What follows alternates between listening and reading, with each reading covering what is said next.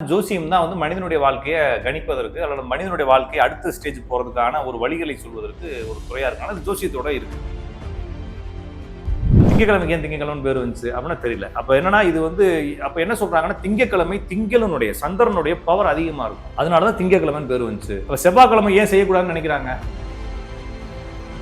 சனி ஏன் தனிப்பணமா போகாதுன்னு சொல்றாங்க. அப்ப சனிக்கிழமை ஃபுல்லா சனியினுடைய ஆதிக்கம் இருக்கு. அன்னைக்கு எது நடந்தாலும் மறுபடியும் ஏன்னா சனிங்கிறது ரிப்பீட்.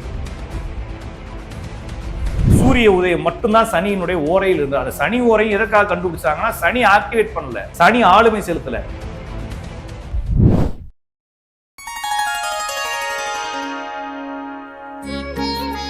ஸ்ரீ வாராய் டிவி நேயர்கள் அனைவருக்கும் வணக்கம். நான் உங்க ஜித்து. இன்னைக்கு நம்ம கூட யார் இருக்காங்கன்னா ராஜநாடி பார்த்திபன் சார் தான் இருக்காங்க. வணக்கம். வணக்கம்ங்க நேயர்கள் அனைவருக்கும் வணக்கம் சார். அதே போல இப்போ இந்த செவ்வாய்க்கிழமையில சில நல்ல விஷயங்கள் பண்ணக்கூடாது, அமாவாசைகளை பண்ணக்கூடாது, இந்த மாதிரி நிறைய விஷயங்கள் இருந்துகிட்டே இருக்கு. அந்த மாதிரி என்னென்னலாம் இருக்கு அதை பத்தி ஒரு புரிதல் இல்ல. இது என்னன்னா இருக்குன்னா நீங்க உட்காந்துட்டு நம்ம இன்னும் 5-6 நாள் பேசலாம்.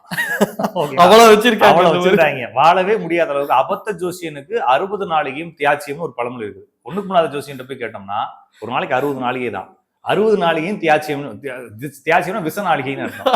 அப்ப 60 நாளிகையும் எதையும் செய்யாதேன்னு சொல்லுவானா. அந்த மாதிரி ஒரு ஜோசியம் ஒரு இருக்கு. அப்ப இது பேசிக்கா எங்க இருந்து கட்டமைக்கப்படுகிறது, சொசைட்டி எங்க இருந்து டிசைன் ஆகுது அப்படின்னா இது சடங்குகள் சார்ந்த விஷயங்கள்.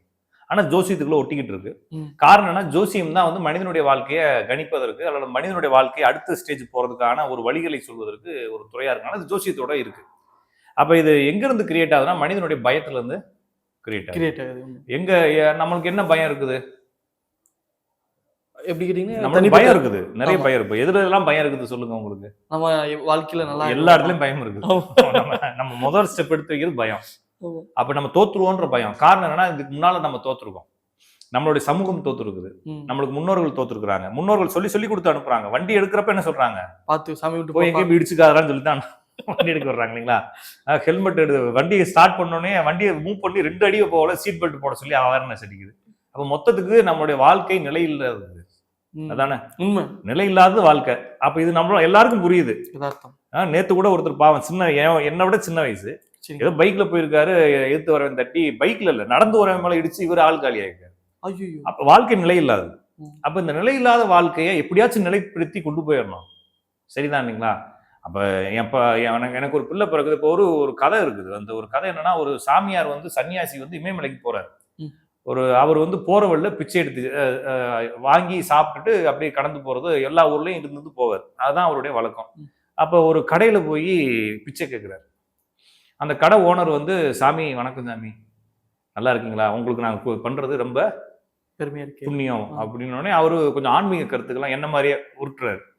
அவங்கெல்லாம் அவர் சாமியாருக்கே கிளாஸ் எடுக்கிற அளவுக்கு பேசணுன்னே அவர் என்ன செய்யறாருன்னா, நல்லா பேசுறீங்களே வாங்க போலாம், வாங்க நான் பாத்துக்கலாம், உங்களுக்கு இவ்வளவு தெரிஞ்சுக்கலாம், வாங்க போலாம், நானும் கூட வாங்க, எல்லாம் 2 பேரும் எம்எம்எல்ஏ போலாம். இல்லை சாமி முடியாது, கொஞ்சம் வேலை பாக்கி இருக்கு, பொண்டாட்டி கன்சீவா இருக்கு, அடுத்து வரும்போது பாத்துக்கலாம் சாமி அப்படிங்கிறாரு. அடுத்து கொஞ்ச நாள் கழிச்சு வந்துக்கிறாரு.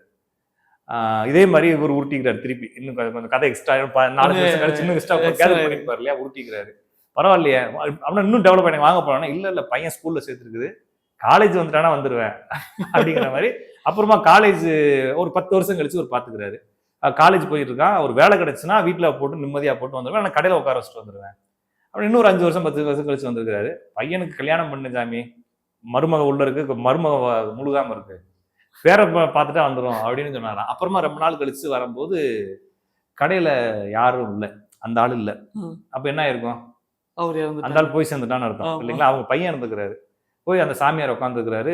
ஒருத்தர் இருப்பாரு, நல்லா அழகா மீசையெல்லாம் வச்சுக்கிட்டு, ஆள் தடிமனா. அப்பா தாங்க, அப்பா தவறிட்டாரு, வருத்தமா இருக்கு.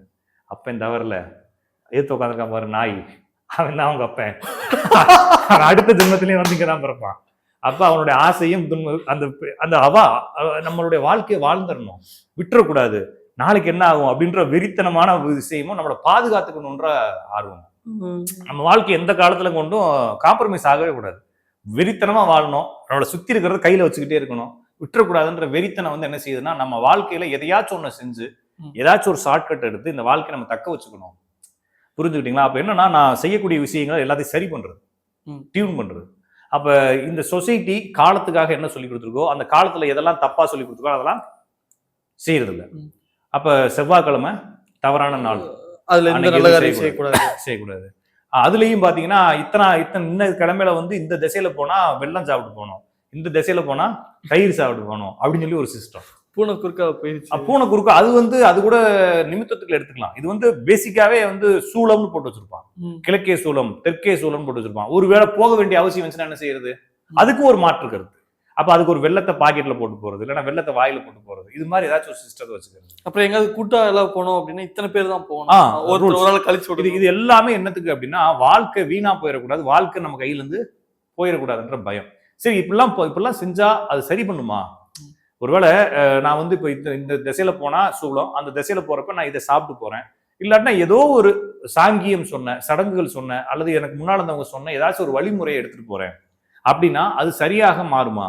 அல்லது எனக்கு தவறான விஷயங்களை சரி செய்ய கொடுக்குமா? அல்லது தவறான விஷயங்கள் நடக்காம பாத்துக்குமானா கண்டிப்பா அதுக்கும் இதுக்கும் சம்பந்தம் இல்ல. நம்ம பயத்தினால எதையோ ஒண்ணு செய்யறமே தவிர நீங்க என்ன செஞ்சாலும் உங்களுடைய விதி என்ன வருங்க, மாறவே மாறாது. அப்ப என்னன்னா இது கட்டமைப்புகளை புரிஞ்சுக்கணும். இப்ப செவ்வாய்க்கிழமைக்கு ஏன் செவ்வாய்க்கிழமைன்னு பேர் வந்துச்சு தெரியல. ஓகே, திங்கக்கிழமைக்கு ஏன் திங்கக்கிழமைன்னு பேர் வந்துச்சு அப்படின்னா தெரியல. அப்ப என்னன்னா இது வந்து அப்ப என்ன சொல்றாங்கன்னா திங்கக்கிழமை திங்களுடைய சந்திரனுடைய பவர் அதிகமா இருக்கும், அதனாலதான் திங்கக்கிழமைன்னு பேர் வந்துச்சு. அப்ப செவ்வாய்க்கிழமை ஏன் செய்யக்கூடாதுன்னு நினைக்கிறாங்க? சூரியனோட ஆதிக்கம், செவ்வாயோட ஆதிக்கம். செவ்வாய்ங்கிறது செவ்வாய் தானே, செவ்வாயோட ஆதிக்கம் அன்னைக்கு அதிகமா இருக்கும், தப்பா நடக்கும். அதனால செவ்வாய்க்கிழமை எதுவும் செய்யக்கூடாதுன்னு சொல்றாங்க இல்லைங்களா? சனி ஏன் தனிப்பணமா போகாதுன்னு சொல்றாங்க? அப்ப சனிக்கிழமை ஃபுல்லா சனியினுடைய ஆதிக்கம் இருக்கு. அன்னைக்கு எது நடந்தாலும் மறுபடியும், ஏன்னா சனிங்கிறது வந்து ரிப்பீட். அப்ப வந்தா சுட்டா ரிப்பீட்ன்ற மாதிரி சனி அந்த வேலையை தான் செஞ்சுட்டே இருக்கும், ரிப்பீட்டா செஞ்சுட்டே இருக்கும். செவ்வாய்ங்கிறது வெறுவாயின்னு சொல்றாங்க. அது ஒரு தடவை செஞ்சா திருப்பி அதை செய்யாது. இப்ப பெண்களுக்கு வந்து தாலி செய்யறாங்க இல்லைங்களா, அந்த தாலிக்கு தங்கம் உருக்கி ஃபர்ஸ்ட் ஆசாரி அடிக்கிறது வந்து செவ்வாய்க்கிழமை அடிப்பாரு. ஏன் அப்படின்னா அந்த தாலி அந்த பெண்ணுக்கு மறுபடியும் வரக்கூடாது, செய்யக்கூடாது. இதுதான் கடைசி தாலியா இருக்கணும். சரிதானே? ஒரு பெண்ணுக்கு 15 தாலியா ஏறணும், இல்ல 10 கார் வாங்கலாம், 10 வீடு வாங்கலாம், 15 தாலி வாங்கக்கூடாது. அப்ப ஒரே ஒரு தாலி தான், அதுவும் இறுதியான தாலியா இருக்குன்னா செவ்வாய்க்கிழமை அதை செய்யுங்க. மருத்துவமனைக்கு செவ்வாய்க்கிழமை போங்கன்னு சொல்லுவாங்க. காரணம் என்ன? திருப்பி போகக்கூடாது, இதுதான் கடைசியா இருக்கணும். கடனை திருப்பி கொடுக்கறது, இல்லைன்னா கடனை திருப்பி கொடுக்க செவ்வாய்க்கிழமை. இனிமேல் நம்ம கடனும் வாங்கக்கூடாது, திருப்பியும் கொடுக்க கூடாது. இது வந்து ஒரு நம்பிக்கை. அப்ப இதை கொண்டு வந்து எங்க இணைக்கிறாங்கன்னா செவ்வாய் அப்படிங்கக்கூடிய கிழமையோட இணைக்கிறாங்க. அப்ப செவ்வாய் கிழமைன்னு ஏதோ ஒரு காரணத்தோட பேர் வச்சிருக்கானே தவிர இவங்க சொல்ற மாதிரி அன்னைக்கு செவ்வாய் ஆதிக்கம் இல்ல. அப்ப நம்மளுடைய அறிவியல் பூர்வமா போவோமே, நம்மளுடைய சூரிய குடும்பம், இந்த சூரிய குடும்பத்துல நடுவுல இருக்குது சூரியன், அடுத்து புதன், அடுத்து செவ்வாய், அதுக்கடுத்து நம்மளை சுத்தி சந்திரன் வந்து சுத்தி வருது, அதுக்கடுத்து செவ்வாய் ஃபர்ஸ்ட், அதுக்கடுத்து சுக்கிரன், அதுக்கடுத்து பூமி, அதுக்கடுத்து செவ்வாய், அதுக்கடுத்து குரு, அதுக்கடுத்து சனி. இதுல வந்து இன்னர் பிளானட்னு சொல்றாங்க. அதாவது பூமியுடைய ஆர்பிட்டலுக்கு உள்ள இருக்கக்கூடிய பிளானட் வந்து சூரியன் இருக்கு, சுக்கிரன் இருக்கு, இந்த சந்திரன் உள்ளேயும் வெளியும் போயிட்டு வரும், அதுல சந்திரன் உள்ள எடுத்துக்கிறாங்க. அப்ப இது உள்வட்ட கிரகம். அப்ப உள்வட்ட கிரகத்துல அதிக காலம் எடுத்துக்கிறது சூரியன். அப்ப சூரியனை ஃபர்ஸ்ட் வைக்கிறாங்க, அதுக்கு அடுத்த காலம் எடுத்துக்கிறது சுக்கிரன், அதுக்கு அடுத்து புதன், அதுக்கு அடுத்து சந்திரன். இது வந்து ஒரு சீக்வன்ஸ், இறங்கு வரிசையில. அப்ப சூரியன், சுக்கிரன், புதன், சந்திரன், இது உள்வட்டம். வெளிவட்டத்துல சனி வந்து அதிக நாள் எடுக்குது, குரு அதுக்கடுத்து செவ்வாய். அப்ப சூரியன், சுக்கிரன், புதன், சந்திரன், சனி, செவ்வாய், சனி, குரு, செவ்வாய், இதுதான் வந்து ஓரைகளினுடைய வரிசை. இது வந்து சீக்வன்ஸ் பண்ணிட்டு இதுல வந்து ஒவ்வொரு ஓரைனா மணின்னு அர்த்தம். ஓகே, ஒவ்வொரு மணி நேரமும் ஒவ்வொரு ஓரை ஓடுன்னு அர்த்தம். அப்ப சூரியனுடைய ஓரைக்கு அடுத்து சுக்கிரனுடைய ஓரை, சுக்கிரனுடைய ஓரைக்கு அடுத்து புதனுடைய ஓரை, புதனுக்கு அடுத்து சந்திரன், சந்திரனுக்கு அடுத்து சனி, சனிக்கு அடுத்து குரு, குருக்கு அடுத்து செவ்வாய், திருப்பி சூரியன், இப்படின்னு ஒரு சைக்கிள்ல ஓடிக்கிட்டே இருக்கும். அப்ப இன்னைக்கு காலையில விடியுது இல்லைங்களா, சூரியன் உதயமாகி கிழக்கு திசையில வரும் பொழுது அந்த டயத்துல என்ன ஓரை ஓடிச்சோ அந்த ஓரையை அன்னைக்கு தினத்துக்கு வச்சாங்க. Okay okay. அப்ப இன்று காலையில் விடியும் பொழுது இன்று சனி ஓரையில் விடிந்துள்ளது, எனவே இன்றைய கிழமையை நாம் சனிக்கிழமை என்று அழைக்கலாம் அப்படின்னு சொன்னாங்க. இதுதான் வந்து உலகம் முழுவதும் பரப்பப்பட்டது. ஆனா இப்ப இங்கிலீஷ் காலண்டர் எத்தனை மணிக்கு ஓபன் ஆகும்? Night 12 o'clock. அப்ப 12 o'clockல சந்திர உரை வராது, சனி உரை வராது. அப்ப அவன் ஏன் சனிக்கிழமைன்னு வச்சான்னா அவன் நம்மளுடைய சிஸ்டத்தை ஆல்ரெடி உலகம் முழுவதும் ஒரே சிஸ்டம் ஃபாலோ பண்ணிக்கிட்டு இருந்தான். அது வந்து அவன் மாற முடியாது, ஏன்னா சனிக்கிழமையே அவன் மட்டும் வேற கிழமைன்னு சொல்ல முடியாது. அப்ப அதே கிழமைன்னு வச்சுட்டான். ஓகேங்களா? ஆனா அதனுடைய பேசிக் வந்து சூரிய உதயம் எந்த ஓரையில் வருகிறதோ அதான் அன்னைக்கு கிழமைக்கு பேர்.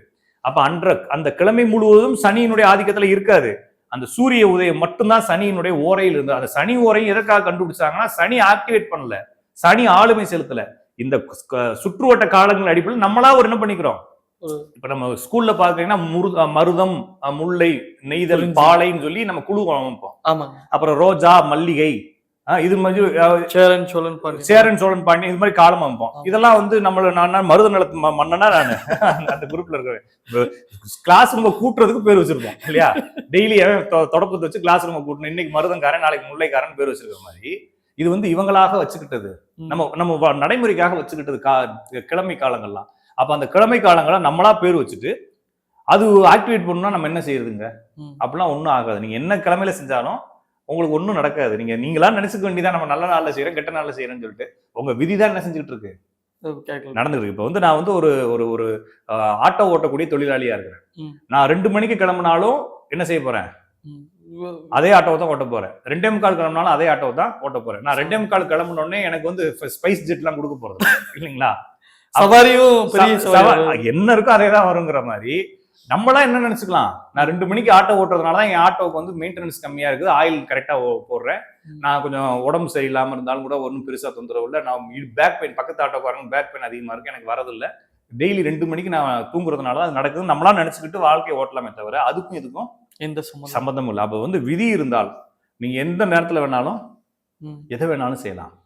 ரொம்ப தெளிவான விளக்கம் கொடுத்தீங்க. ரொம்ப நன்றி. வணக்கம்.